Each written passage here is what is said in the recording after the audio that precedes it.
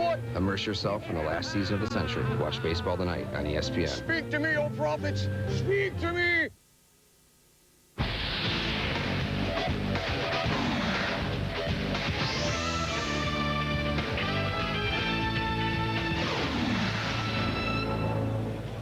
For 10 years, he stalked the sidelines of the Kansas City Chiefs, but in this year, Marty Schottenheimer is the well-dressed member of the ESPN radio crew, I might point out, here in the first day of coverage of the draft. He'll be with us on our coverage tomorrow on the draft, and he was a great help in the expansion draft with Cleveland. Marty Schottenheimer, a year away from football, but certainly a man that knows quite well about the Kansas City Chiefs, and a team that fell from grace, if you will, last season at 7-9.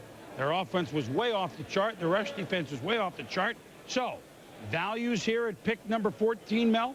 Well, what do you like? You see the offensive tackles, Chris, and right now only 2 defensive players have been selected, so it's been an offensive draft, 11 out of 13. So I think you see some quality players still there. Anthony McFarland, as mentioned earlier, is a player teams may trade up to acquire. He's a #1 defensive tackle in this draft, but you're going to see a run on the offensive tackles forthcoming. And John Tate, Anthony McFarland right now, as well as L.J. Shelton, the quality players on the board. Javon Curse, interesting because you have to find a spot for him as a Peter Boulware type. Ekubon and Patrick Kearney battling it out for the top defensive end spot. And Andy Katzenmoyer, where does he figure in as a middle linebacker who did not play as well this past year as he had as a freshman and even as a sophomore? Joe, the Kansas City Chiefs, the pick is coming in. Where should they head? I think they have to go defense, Chris. Dale Carter's gone. Mark McMillan's gone. They're 2 corners. They got Chester McLaughlin, who was injured through most of the year last year. Derek Thomas, this is a watershed year for him. Derek Thomas is either going to step up and really take charge of this football team, or else he's going to be a problem. But why should I try and tell you what I think Kansas City's going to do? Let's go to the commissioner, because he's going to tell us exactly what they're going to do. You're on a roll, Joe. Yeah, you just give me the question at that time. With the 14th pick in the draft, the Kansas City Chiefs select John Tate, offensive tackle, Brigham Young University. Well, Mel, even though they have a defensive coach in Gunther Cunningham, their rushing was 23rd in the league last year. Well, it was, Chris. I think you look at John Tate, everybody says, well, BYU pro style, he's only a pass blocker. Think again. You see him here with the feet and the balance, and he's very athletic. He's very tough. You see him set strong, firm base, and just drives the defender to the ground. Here as well, left tackle as a run blocker. See the explosion, and he finishes the block as well. So he's not a finesse guy. He's a power guy. Here again in pass protection, easily drives the defensive end out of the play. Again here, left tackle against Alabama. Pass protection, no problem. Gives the quarterback plenty of time to throw and a nice lane to throw the football as well. Here against San Diego State, in pass protection, no problem as well. Now, I like the mean streak. You see it here. He finishes. He's always looking to move down the field and make a block. And I think John Tate, certainly the best left tackle in this draft. Nice value for the Chiefs, Joe. Well, you know what? And you hate to say, I don't mean it this way. He's, by the scouts I talked to, remember, he's 24 years of age, so he's a man already. He is nastier than some of the other Brigham Young linemen that have come out. You know what I'm saying? And that's good if you're looking to run block. But who knows more about offensive tackles than our own Hall of Famer, Anthony Munoz, who broke down John Tate? The first thing I like about John Tate is his age. He's 24 years old. It's rare for a rookie entering the NFL, and I see him being a little more mature than most of the guys going in. Also, as I was watching tape on Tate, he reminds me a lot of Paul Gruber, the outstanding left tackle of the Tampa Bay Buccaneers for a lot of years. And I see John Tate with the ability to enter the NFL and have an excellent career, just as Paul Gruber has.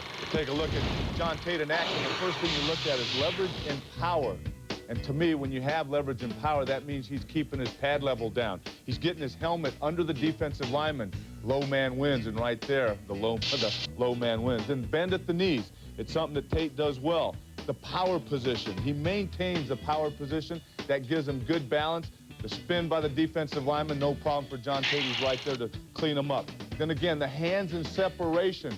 Keep that defensive lineman away from you, because the defensive lineman likes to close the gap, which he doesn't have here. He'll counter with different moves when he feels contact with the offensive lineman. There he didn't have that. Also, the thing I love about John Tate is his ability to stay low and to roll his hips and get that hip snap. You don't see that a whole lot in the NFL nowadays, but John Tate can do that. If we get a stamp of approval from Anthony Munoz, you're okay, Joe. You aren't kidding. I mean, you know, you're taking one of the best and measuring you, and if he says you're okay in everybody's book. But first of all, you have to take a look at the Kansas City Chiefs and where they are in the offensive line. Their left tackle position is manned by Glenn Parker. They got Zott, you got Grunnert in the middle, Shields, and Victor Riley, who is a high draft choice, and Criswell as the reserve. Both Criswell and Parker are left tackles. To me, Tate's a good choice here because both of those guys are getting a little long in the tooth. You don't know how many more years they're going to play. You've had some physical problems with them. But the first thing you have to do is not focus on this offensive line when you talk about the running inefficiency the Kansas City Chiefs have had. You have to take a look at the lack of a true halfback. Donnell Bennett was moved over from fullback. Van Morris joined him late last year. Just as an example, Bennett rushed for 527 yards. Van Morris just for 481. They really need to solve their halfback problem as well as their offensive line problem. But I think starting with a new left tackle, a young left tackle, certainly a good place to begin. First time in 5 years since '94 that we waited this long, 14 picks for an offensive lineman to go. Now on the clock, the very intriguing Tampa Bay Buccaneers. Speaking of O-line, with the quarterbacks gone, this is where I think Tony and company are looking. We'll be back.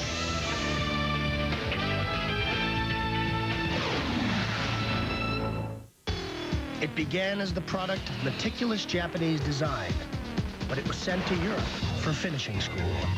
It was tested on Austria's Alpine roads, refined on Germany's Autobahns, and chased on England's racetracks.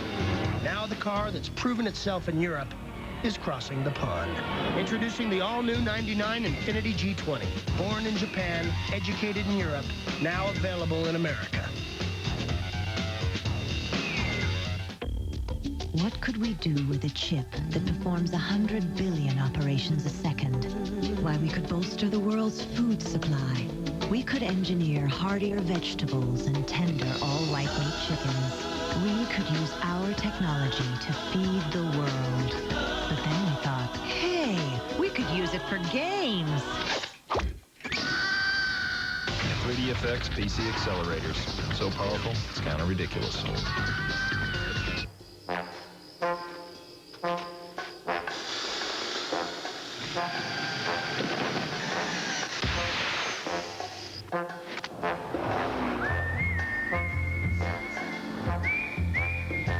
Zero pressure Michelin. So revolutionary it won't go flat, even with a puncture the size of a golf ball, letting you drive up to 50 miles at 55 miles per hour.